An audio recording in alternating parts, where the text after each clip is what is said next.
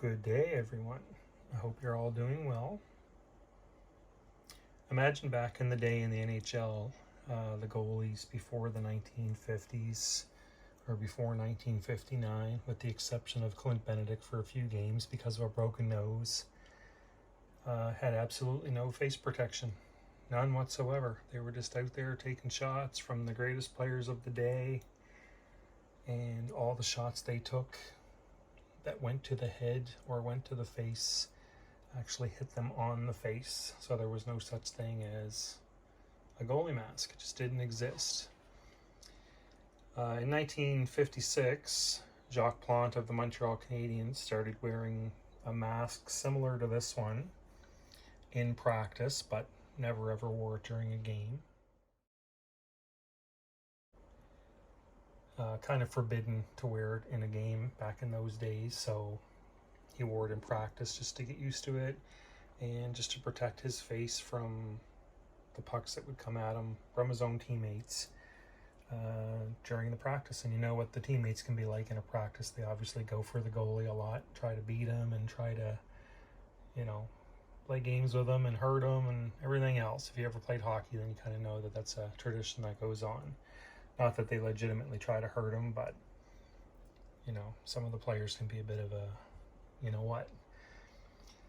So on November 1st of 1959, the Montreal Canadiens were playing the New York Rangers, and Jacques Plante, as usual, was in net with no face protection, and he took a shot off the face by Andy Bathgate, who played for the Rangers at the time, and went back to the dressing room to get stitched up.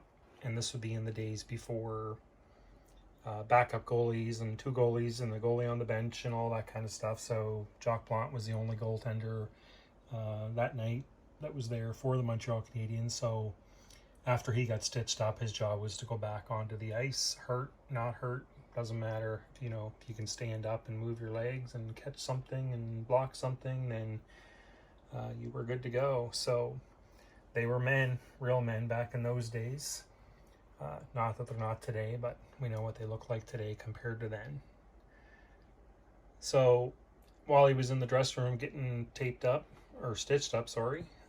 we know the story of the coach, Toe Blake, came back to the dressing room and told Plante that he had to get back out on the ice, and Plante was in the dressing room getting this mask ready to be put on. And Toe Blake absolutely forbid it. He was livid that he wanted to wear this mask on the ice during an NHL game. But because it was a one goalie system and there was no backup, Jacques Plante adamantly said, I'm either going to wear this mask or I'm not going back out. He was hurt. He wanted to protect his face. He didn't want to get hurt any more than he already was. So we know of the famous picture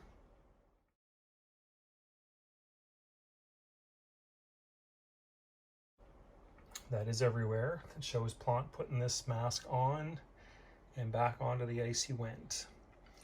When he went back out onto the ice, the Montreal Canadiens ended up winning that game, and then this would be November 1st of 1959, like I said, they went on an 18-game winning streak with Plante wearing this mask for every single one of those games. That brought them all the way into March, and then they had a game on March 8th of 1960 against the Detroit Red Wings after an 18-game winning streak, and Toe Blake asked him not to wear the mask, and Plante agreed and did not wear the mask for that one particular game, and the Canadiens ended up losing. So that was it. The mask went back on, and he never ever played a game again in the NHL without that mask on. So once the 18-game winning streak ended, he figured it was because he didn't have a mask on, and the mask went back on.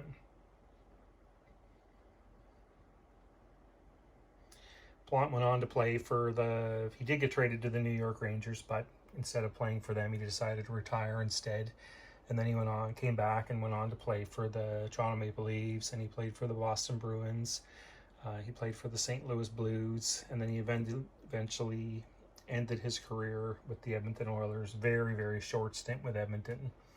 But one of the cool things about him wearing this mask and, basically inventing the modern style goalie mask of that day, he helped a lot of other goalies develop their own mask and kind of made it his thing. He was the guy that Not the first guy to ever wear a mask. Clint Benedict was that, but he was the first one that made it part of everyday equipment. So, and the modern goalie masks that we have today, like this kind of style right here, and that kind of style right there, are pretty much because of Jacques Plante and the Montreal Canadiens in 1959. I do have a couple versions of this mask. This is a replica, of course, absolutely not original. Here is another version that I have. This one was made by Mark Poulin, beside another Jacques Plante mask, the Fiber Sport style. Here is another Fiber Sport style mask that I have that would have been one that Jacques Plante helped design. So any of you guys that grew up playing street hockey, ball hockey or street hockey in the 1970s and the 1980s, Jacques Plante kind of was in that market of making the mask. If you had a goalie mask out on the street, it was probably one that he made. There's a Milex style one right there, which a lot of us also wore as kids. But you can pretty much thank Jacques Plante for giving us that style of mask. There's one that's autographed by Bernie Perrant. He wore that for one game against the Rangers and it ended up getting thrown into the crowd, never to be found again. That's a replica of that mask with the Bernie Perrant signature on it. Very nice. But if you take a look around this room, I have various styles of goalie masks. And there's the combo, there's the cage and helmet combo. Of course, the fiberglass masks. There's another Jacques Plante mask in there beside Richard Savigny. That was made by Goalie Monster Canada, James Power. Fantastic mask. And all of these masks are pretty much because of Jacques Plante. Jerry Cheevers, Tretchak down there. There's a Mike Liut autograph. The combo of Fuhr.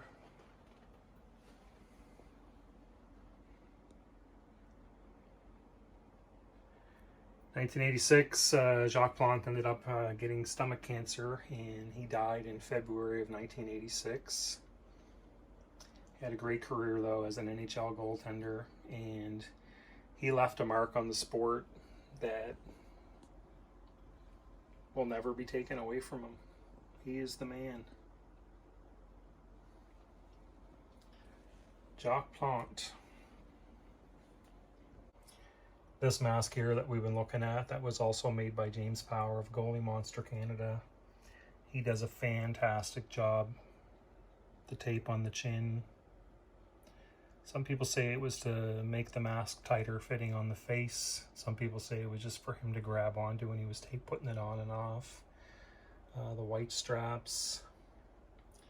You can see the markings that are all over it, which would have been on his face if it wasn't for this mask.